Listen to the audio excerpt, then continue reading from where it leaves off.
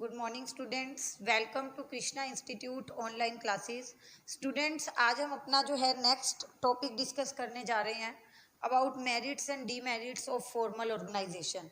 हम जो है मेनली 12th बिजनेस स्टडीज में organising, that is the second main function of management.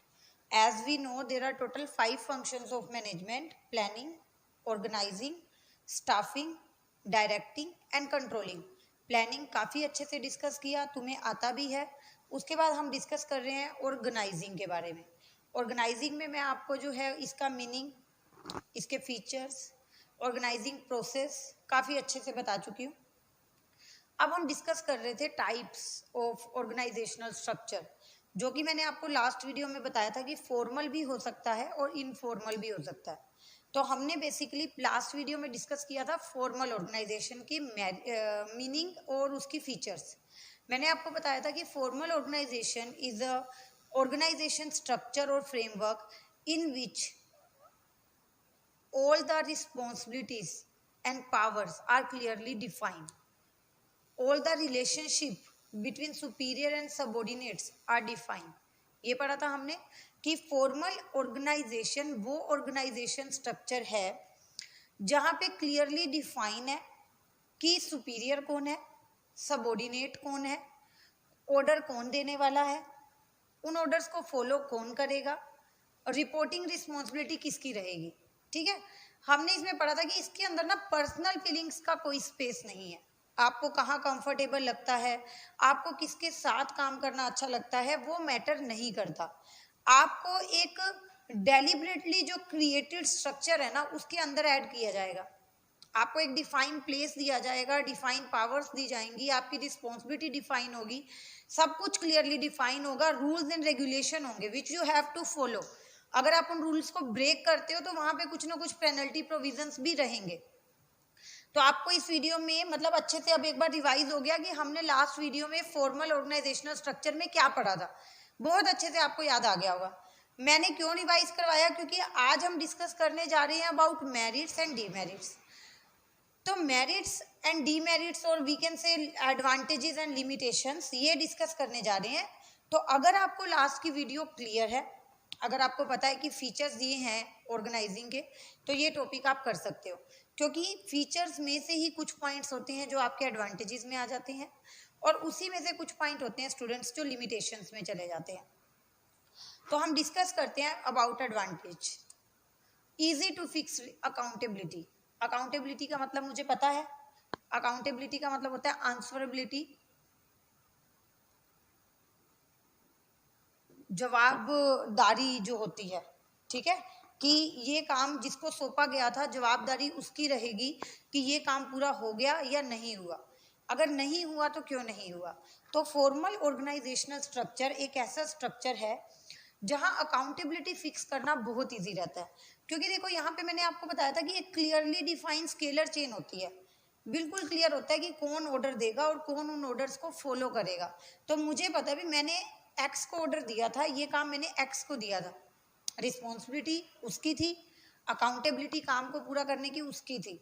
In case अगर काम पूरा नहीं होता तो मैं एक्स को बुलाऊंगी कि हाँ जी बताओ ये काम पूरा क्यों नहीं हुआ। तो फॉर्मल ऑर्गेनाइजेशनल स्ट्रक्चर में students each and everything is very clear to all of the workers. Now no overlapping of work. काम रिपीट नहीं होता, ऐसा नहीं होता कि एक ही एक्टिविटी एक ही काम दो लोगों ने कर दिया।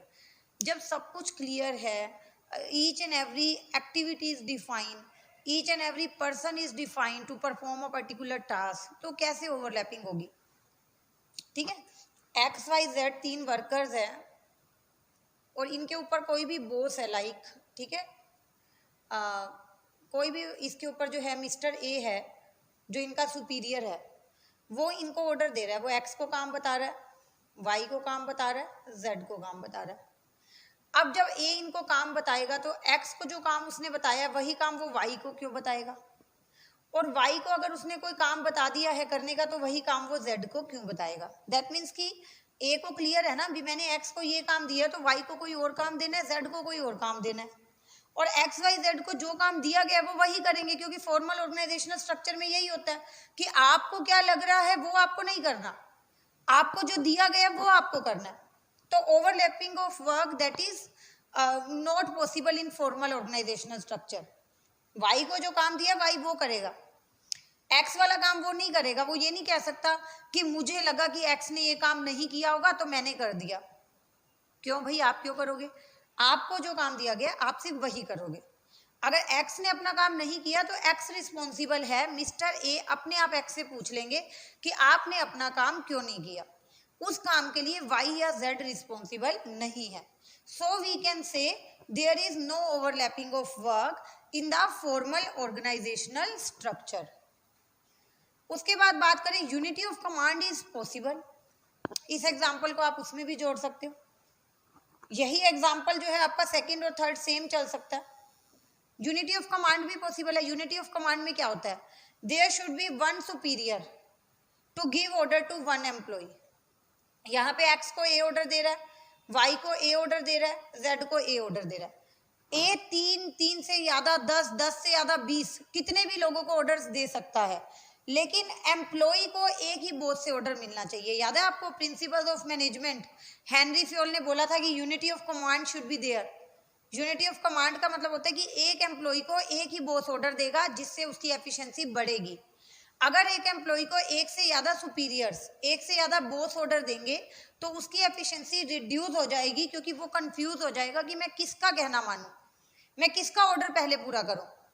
तो यूनिटी ऑफ कमांड भी कहाँ पॉसिबल है, फॉर्मल ऑर्गेनाइजेशनल स्ट्रक्चर में, क्योंकि ये रूल्स और रेगुलेशंस के अकॉर्डिंग बनाई गई है, एक क्लियरली डिफाइंड स्केलर चेन के अकॉर्डिंग बनाई गई है।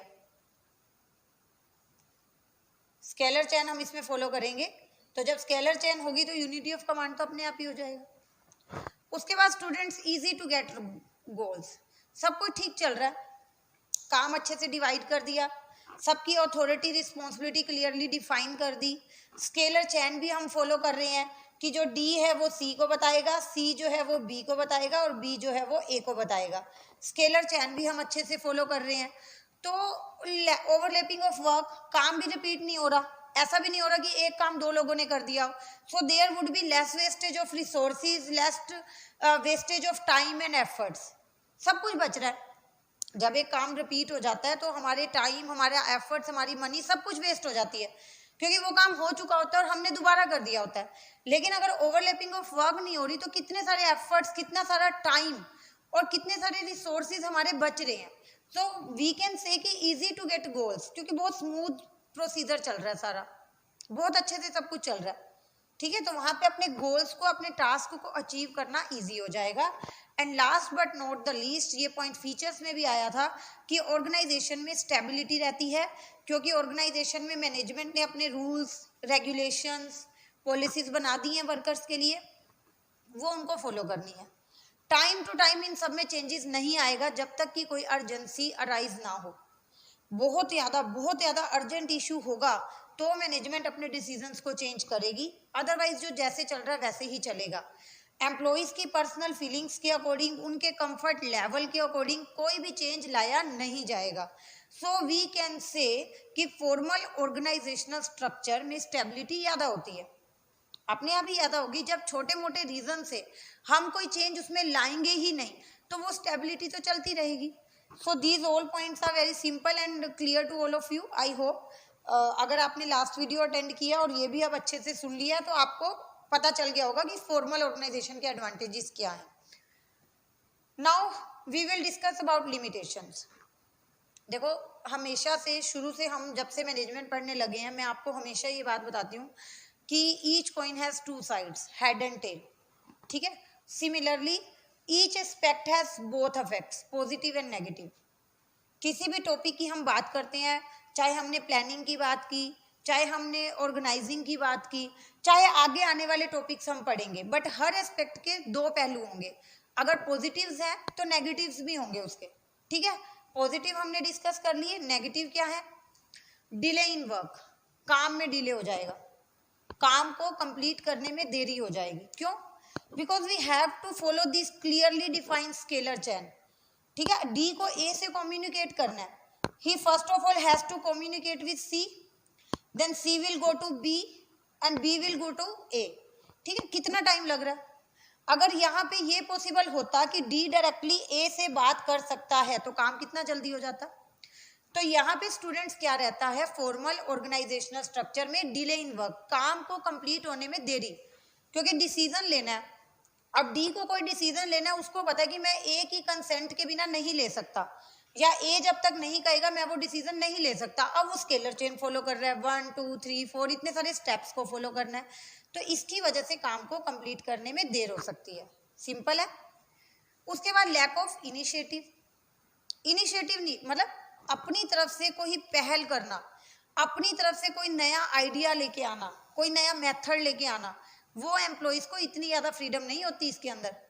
जैसे मैंने यहाँ ऑर्डर दिया, यहाँ पे आपको एग्जांपल दिया था कि एक्स ने कोई काम नहीं किया तो वाई वो काम कर सकता है? No, Y is responsible only for his own work, वो सिर्फ अपने काम के लिए जिम्मेवार है। एक्स ने काम नहीं किया, अब वाई यहाँ पे ये जो है स्टेप नहीं ले सकता कि भाई चलो सबका काम टाइम पे हो जाना चाहिए, मेरा काम तो हो गया है, अब मैं एक्स का काम भी कर दूं, काम जल्दी खत्म हो जाएगा, मैं एक्स की हेल्प कर दूं, या किसी नए तरीके से कोई नए स्टेप को लगा, जो नया मेथड है उससे मैं इस काम को कर दूं जिससे काम जल्दी हो जाए। No, they don't have this type of freedom in formal organisational structure. यहाँ पे एम्प्लॉइज के जो सजेशंस हैं उन्हें इतना ज़्यादा वेलकम किया नहीं जाता। यहाँ पे एम्प्लॉइज से एक्सपेक्ट किया जाता है कि आपको जो कहा गया है आप वो करो। उसके बाद स्टूडेंट्स एक और है हमारा इग्नोर सोशल नीड्स। वो तो शुरू से ही मैं बता रही हूँ आपको कि पर्सनल नीड्स, सोशल नीड्स वो सब इग्नोर हो रही है। एम्प्लॉइज के कंफर्ट लेवल से, उसकी पर्सनल फीलिंग से, उसके इमोशंस से हमें कोई मतलब नहीं। हमें सिर्फ क्या देखना है, वर्क, जिससे मैंने अगले पॉइंट को बनाया, more emphasis on work only. Formal organisational structure में मैनेजमेंट को सिर्फ और सिर्फ काम पे फोकस करना है, उन्हें काम कंप्लीट चाहिए, उन्हें और किसी चीज से कोई मतलब नहीं है। So students, today our formal organisational structure is complete. इस टॉपिक में मैंने 2 वीडियो बनाई है। लास्ट वीडियो में मैंने आपको बताया था फॉर्मल और उसके फीचर्स। आज के वीडियो में मैंने आपको बताया advantages and limitations of formal. तो अब जो इनफॉर्मल ऑर्गेनाइजेशनल स्ट्रक्चर है स्टूडेंट, वो एक ही वीडियो में हो जाएगा, क्योंकि देखो जो इसके एडवांटेजेस हैं वो उसके लिमिटेशंस हो जाएंगे, जो इसके लिमिटेशंस हैं वो उसके एडवांटेज हो जाएंगे। तो जो नेक्स्ट पार्ट है हमारा इनफॉर्मल ऑर्गेनाइजेशनल स्ट्रक्चर, वो आपको मैं एक ही वीडियो में करवा दूंगी। उससे पहले जरूरी है कि आप इसको रिवाइज कर लो और नोट्स में लिख लो। Do fast. ओके स्टूडेंट्स, तो नोट्स आपने बना लिए उस टॉपिक के। ये 2 सिंपल से क्वेश्चंस मैंने लिखे हैं आपकी रिवीजन के लिए। ठीक है, देखो क्या लिखा है मैंने यहाँ पे क्वेश्चन में कि name the organisation which is deliberately created. उस ऑर्गेनाइजेशन का नाम आपको लिखना है जो डेलिबरेटली मतलब अपनी खुद की मर्जी से स्ट्रक्चर बनाया जाता है।